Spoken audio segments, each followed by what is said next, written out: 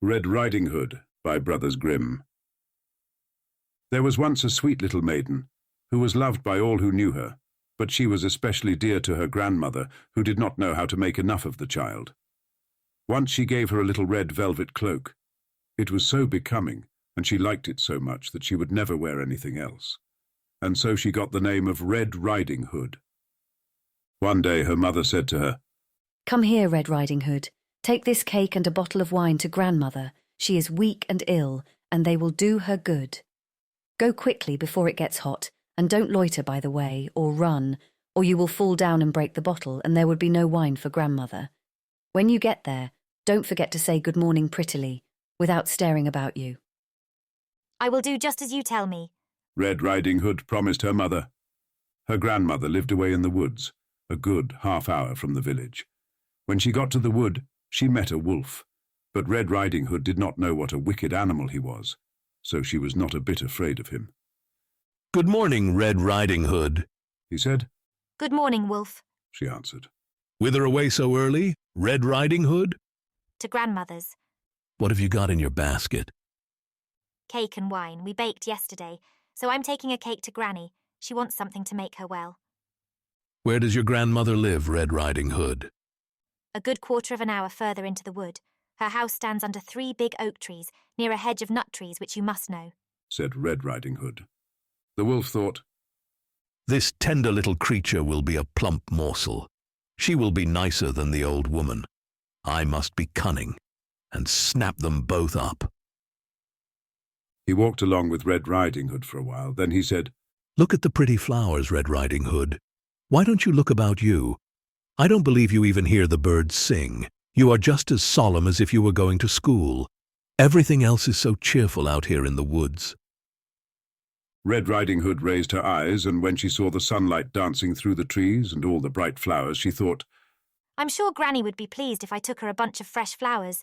It is still quite early. I shall have plenty of time to pick them." So she left the path and wandered off among the trees to pick the flowers. Each time she picked one, she always saw another, prettier one further on, so she went deeper and deeper into the forest. In the meantime, the wolf went straight off to the grandmother's cottage and knocked at the door. "Who is there?" "Red Riding Hood, bringing you a cake and some wine. Open the door." "Press the latch." Cried the old woman. "I am too weak to get up." The wolf pressed the latch, and the door sprang open. He went straight in and up to the bed without saying a word, and ate up the poor old woman. Then he put on her nightdress and nightcap, got into bed, and drew the curtains. Red Riding Hood ran about picking flowers till she could carry no more, and then she remembered her grandmother again. She was astonished when she got to the house to find the door open, and when she entered the room everything seemed so strange. She felt quite frightened, but she did not know why. "Generally, I like coming to see grandmother so much," she thought. She cried, "Good morning, grandmother." but she received no answer. Then she went up to the bed and drew the curtain back. There lay her grandmother, but she had drawn her cap down over her face, and she looked very odd. "Oh, grandmother, what big ears you have got." She said, "The better to hear with, my dear." "Grandmother, what big eyes you have got." "The better to see with, my dear." "What big hands you have got, grandmother." "The better to catch hold of you with, my dear." "But grandmother, what big teeth you have got." "The better to eat you up with, my dear." Hardly had the wolf said this than he made a spring out of bed and devoured poor little Red Riding Hood. When the wolf had satisfied himself, he went back to bed, and he was soon snoring loudly. A huntsman went past the house and thought, "How loudly the old lady is snoring. I must see if there is anything the matter with her." So he went into the house and up to the bed, where he found the wolf fast asleep. "Do I find you here, you old sinner?" He said. "Long enough have I sought you?" He raised his gun to shoot, when it just occurred to him that perhaps the wolf had eaten up the old lady, and that she might still be saved. So he took a knife and began cutting open the sleeping wolf. At the first cut, he saw the little red cloak, and, after a few more slashes, the little girl sprang out and cried.